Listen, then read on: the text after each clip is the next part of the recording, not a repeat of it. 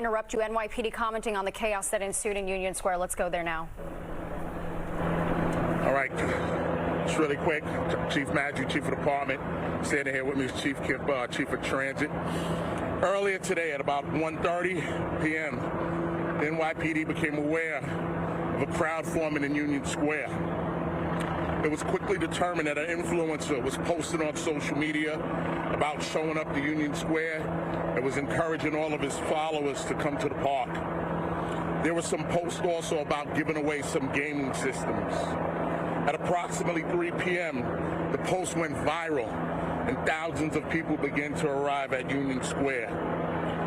Soon the park and the surrounding streets were overrun with people. They were obstructing both vehicular and pedestrian traffic. The NYPD responded by calling a mobilization in response to the large crowd. As the crowd grew, so did our mobilization. The crowd was swarmed when the influencer finally arrived at the park. Individuals in the park began to commit acts of violence towards the police and the public.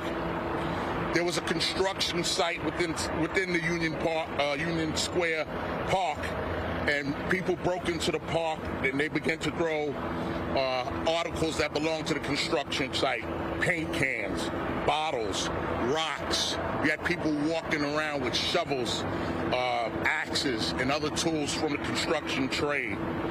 And additionally, individuals were also lighting fireworks, and they were throwing them towards the police. They were throwing them towards each other. The influencer, we were able to eventually get him out of the park and remove him for safety reasons. Our officers exercised great restraint despite the aggression that they were met with and the acts of violence they were met with. Ultimately, myself and our leadership team, working in tandem with our department attorneys, did declare this gathering an unlawful assembly. The NYPD offered multiple, and I do mean multiple, opportunities for the crowd to leave. We tried to give them a means of egress for them to exit the park and exit the streets. After numerous warnings and after being assailed, hit with rocks and bottles and other debris, we started to make arrests to clear out the park. The total number of arrests is still being tallied at this point, and we're still doing evaluations for some of our members. We did have members that sustained some injuries out here. At this time, we successfully dispersed the park, but we still have crowds mulling around Manhattan, and we have officers following them, preventing them from destroying property, looting, and other things like that. And we'll continue to be out here, and we'll continue to disperse this crowd until they're all gone.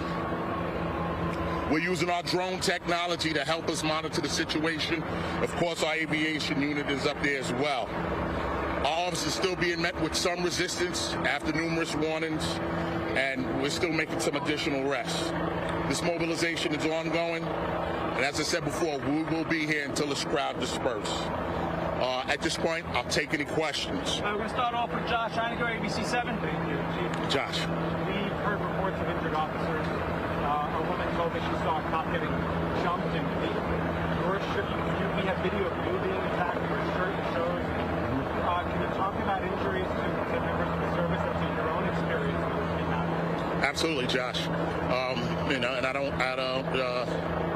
I believe the woman's account is possibly right, even though I don't know exactly what she's speaking about. Our officers were attacked. We were in there. We were crushed. We were pushed. I had officers on the floor. As you see, I'm a little embarrassed because I'm very dirty right here, but I was in the middle of the crowd. I was hit with multiple objects as well. I think I have a couple of injuries, but I'll figure that out once I have time to think about it. But in terms of any officers treated for injuries that you know of? Yeah, we had one or two officers removed, and we had officers out here. I had officers who got hit and were hurt, but they stayed and helped us control this. We're going to go Associated Press. Yeah, hi. Hi, sir. I'm wondering if there is any kind of action that might be taken or could be taken against the influencer. Absolutely. We're in contact with the influencer. I have our legal team here. I'm going to have a discussion with our Commissioner Caban in a little bit. and then we'll make a decision there. Well, I'm wondering though if there's anything specific that you could be targeting him with. Well, we'll discuss with our legal department about inciting a riot and other charges. We're going to go over to Matt. Chief, were any of the youths injured? How many of them? What was the extent of the injury? And was he actually giving away PlayStations, or was that just a clan? That I'm not sure in terms of the PlayStation. I personally observed young people walking out with their heads bleeding from their heads, bleeding from on their faces. I've seen I personally observed young people having panic attacks, anxiety attacks, asthma attacks. There was multiple, people were suffering out here. It was a lot of people. It was uncontrolled. It took us a while to get it under control, and a lot of young people got hurt. Was that in confrontation with the police, or was that in the riot? No, most of it was within the park. The young people were in the park throwing objects at each other. They were dancing. They were doing a whole lot of things, but they were hurting each other as they were doing this. Why were they stealing stuff from the construction site? That I don't have an answer for. Matt, we're going to move on. Mark Morales, CNN. Mark. What's the estimate as to how many people were here, and where is this YouTuber streamer now? What precinct is he? We do have him. I don't know exactly which precinct he's in. We have him. In terms of people, there was thousands of people out here. It wasn't hundreds of people. It was thousands, and mostly young people out here. All right, Dean Moses, AM New York. This is the first time something like this has happened after the giveaway. You guys are really against trying to prevent this in the future? We're going to definitely work on this. This is something we will have an after-action review of in terms of how we responded, how we're monitoring social media, and how we can prevent this in the future. We have encountered things like this before, but never to this level of dangerousness where young people would not listen to our commands. They were fighting each other, they were hurting each other, and they were turning our attacks on us. We had to defend ourselves, and we had to make arrests. Alfredo Costa, Telemundo. Approximately, Chief, how many people were arrested today?